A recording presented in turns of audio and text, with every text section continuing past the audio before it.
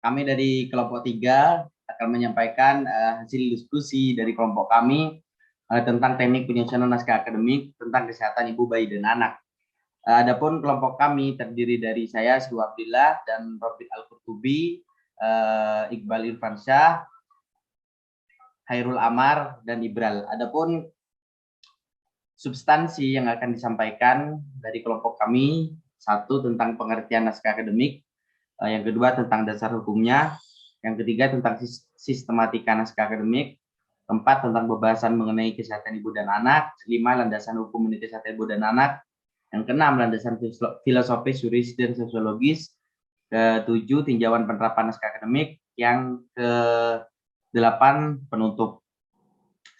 Tentang pengertian naskah akademik, berdasarkan Undang-Undang Nomor 12 Tahun 2011, naskah akademik merupakan naskah hasil penelitian atau pengkajian hukum dan hasil penelitian lainnya terhadap suatu masalah tertentu yang dapat dipertanggungjawabkan secara ilmiah mengenai pengaturan masalah tersebut. Naskah akademik merupakan bahan baku yang dibutuhkan dalam pembentukan peraturan perundang-undangan, termasuk peraturan daerah dan peraturan-peraturan yang lain. Dan didukung naskah akademik yang memadai diharapkan dapat membentuk peraturan perundang-undangan yang baik dalam arti aplikatif dan futuristik. Adapun slide selanjutnya tentang dasar hukum penyusunan naskah akademik akan disampaikan oleh saudara saya. Dipersilakan kepada Mas Robit untuk menyampaikan dasar hukum penyusunan naskah akademik. Baik, terima kasih Mas Sihu. Saya akan menjelaskan tentang dasar hukum penyusunan naskah akademik. Landasan hukum naskah akademik termasuk di dalam Undang-Undang Nomor 12 Tahun 2011 yang di dalamnya membahas pembentukan peraturan perundang-undangan yang pelaksanaannya termasuk dalam Pasal 22A Undang-Undang Dasar Negara Republik Indonesia. Hal lebih rinci mengenai pembentukan naskah akademik seperti yang sudah tertera di atas yaitu termasuk di dalam Undang-Undang Nomor 12 Tahun 2011. Selanjutnya ada sistematika naskah akademik. Di antaranya pertama judul, kata pengantar, daftar isi, bab 1 pendahuluan, bab 2 kajian teoritis dan praktek empiris, bab 3 evaluasi dan analisis peraturan perundang-undangan, bab 4 landasan filosofis, sosiologis, dan yuridis, bab 5 jangkauan arah peraturan dan ruang lingkup materi muatan undang-undang, bab 6 penutup, kemudian yang terakhir daftar pustaka dan lampiran.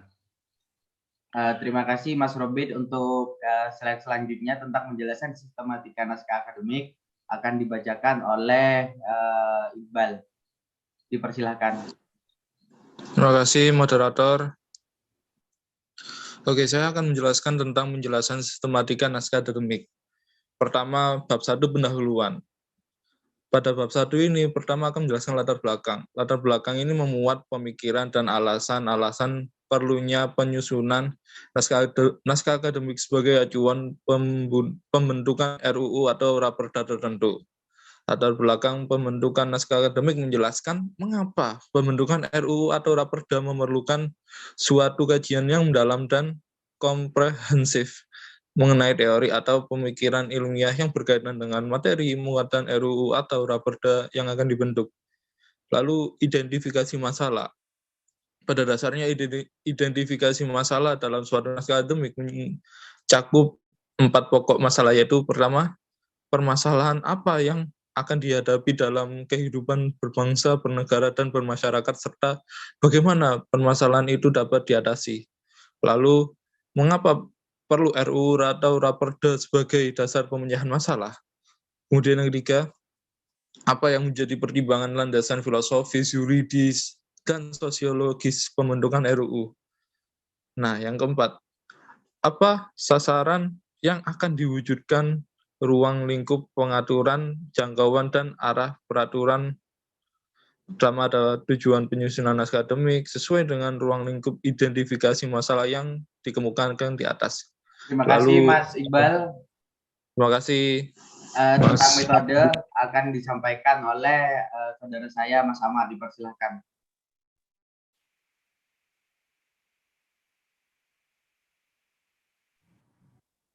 Oke, metode penyusunan NA pada dasarnya merupakan suatu kegiatan penelitian sehingga kegunaan metode penyusunan NA yang membasiskan penelitian hukum atau penelitian lain. Metode penelitian dilakukan metode yuridis, normatif, dan metode yuridis empiris. Bab 2, kajian teoritis dan praktek empiris. Bab 2 ini memuat uraian mengenai materi yang bersifat teoritis atas praktek, perkembangan pemikiran, serta implikasi sosial, politik, ekonomi, keuangan negara, peraturan suatu undang-undang. Kajian terhadap asas-asas ini juga memperhatikan berbagai aspek bidang kehidupan terkait yang berdasarkan hasil penelitian. Kajian terhadap implikasi penerapan sistem baru yang akan diatur dalam Raperda atau UU terhadap aspek kehidupan masyarakat yang terdampak pada aspek keuangan negara. Terima kasih Mas Amar. Untuk bab 3 evaluasi analisis peraturan perundang-undangan akan dibacakan oleh Ibral. Saya akan menjelaskan bab 3 evaluasi dan analisis peraturan perundang-undang terkait. Bab ini memuat kajian terhadap peraturan perundang-undangan terkait yang memuat kondisi hukum yang ada dan juga keterkaitan undang-undang dan peraturan daerah baru dengan peraturan undang-undang terkait. Bab 4, landasan filosofis, yuridis, dan filosofis. Landasan filosofis merupakan pertimbangan atau alasan yang menggambarkan bahwa peraturan yang dibentuk mempertimbangkan pandangan hidup, kesadaran pertimbangan hukum yang meliputi suasana kebatinan serta falsafah bangsa Indonesia. Landasan sosiologis, pertimbangan atau alasan yang menggambarkan bahwa peraturan yang dibentuk untuk memenuhi kebutuhan masyarakat dalam berbagai aspek. Landasan yuridis merupakan pertimbangan atau alasan yang menggambarkan bahwa peraturan yang dibentuk untuk mengatasi masalah hukum dan rasa keadilan masyarakat. Bab 5, jangkauan arah peraturan dan ruang lingkup. Naskah akademik pada akhirnya berfungsi mengarahkan ruang lingkup materi muatan RUU atau Raperda yang dibentuk. Materi didasarkan pada ulasan yang telah dikemukakan dalam bab sebelumnya. Selanjutnya, mengenai ruang lingkup materi pada dasarnya mencakup 1. Ketentuan umum, 2. Materi yang akan diatur, 3. Ketentuan saksi, 4. Ketentuan peralihan. Bab 6, penutup. Bab penutup terdiri dari 2, yaitu simpulan dan saran. Simpulan berisikan pokok pikiran yang berkaitan dengan praktek penyelenggaraan, pokok elaborasi teori, dan azas yang telah diuraikan sebelumnya. Saran berisikan substansi NA atau naskah akademik dalam suatu peraturan perundang-undangan. Di bawah ini rekomendasi tentang skala prioritas penyusunan RUU dan Raperda dalam program registrasi nasional, dan juga kegiatan lain diperlukan untuk penyempurnaan penyusunan NA lebih lanjut. Terima kasih. Terima kasih Mas Ibral. Sekian penyampaian materi yang disampaikan oleh kelompok kami. Mungkin ada pertanyaan terkait apa yang disampaikan oleh kelompok kami. Saya izin bertanya. Ya, dipersilakan, Mbak. Nama saya Firda Dwi Rahma, NIM belakang 041. Tadi di dalam PPT kan dijelaskan mengenai materi muatan yang ada di dalam naskah akademik kesejahteraan ibu, bayi, dan anak.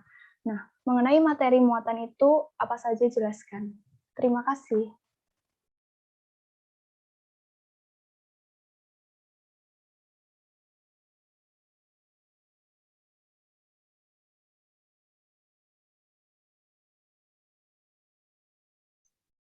Terima kasih Mbak. Izin menjawab ya Mbak.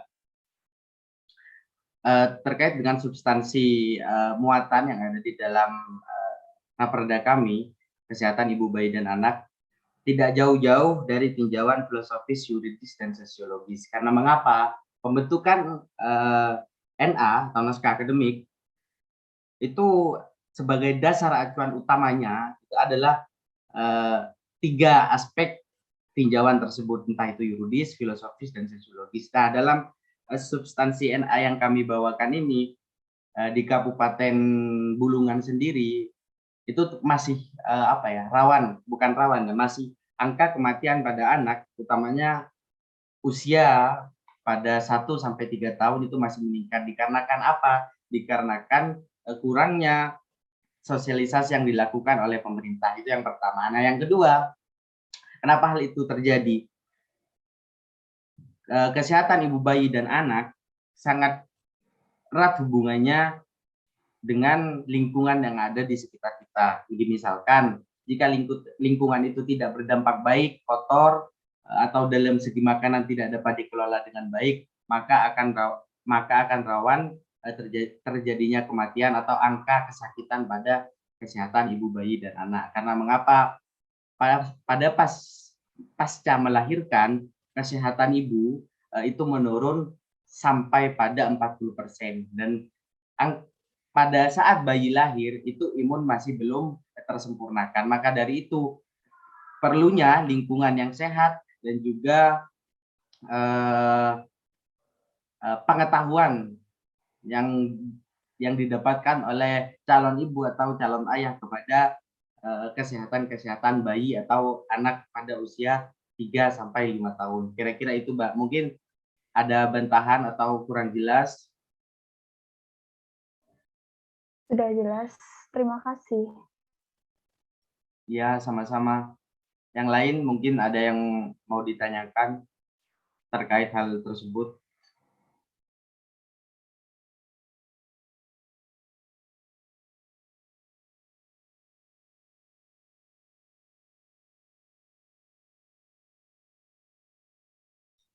Jika tidak ada yang teman-teman tanyakan terkait apa yang teman-teman saya sampaikan terkait materi ini, saya akhiri sampai di sini.